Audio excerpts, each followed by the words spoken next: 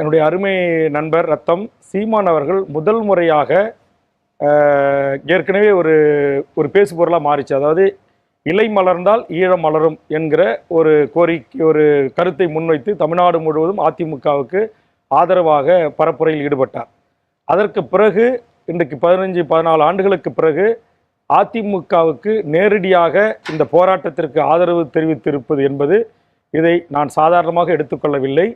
விஜய் ஒரு பக்கம் அரசியல் கட்சியை தொடங்கி சீமான் அவர்களோடு பேசி வருகிறார், அல்லது சீமான் விஜயோடு பேசி வருகிறார் என்கிற ஒரு சூழலில் இன்றைக்கு விஜயையும் நாம் தமிழரை கைவிட்டால் நான் அதிமுக பக்கம் போவேன் என்று ஒரு சமுக்கியாக கூட என்னுடைய அருமை ரத்தம் ஒரு அரசியல் ரீதியான ராஜேந்திர நடவடிக்கையின் அடிப்படையில் கூட இந்த வார்த்தையை அவர் பயன்படுத்தியிருக்கலாம். ஆனால் என்னை பொறுத்தவரையில் அவர் ஒருபோதும் திராவிட கட்சிகளோடு ஒட்டும் இல்லை, உறவும் இல்லை என்கிற அந்த கருத்தில் உறுதியாக இருப்பார் என்று நான் நம்புகிறேன்.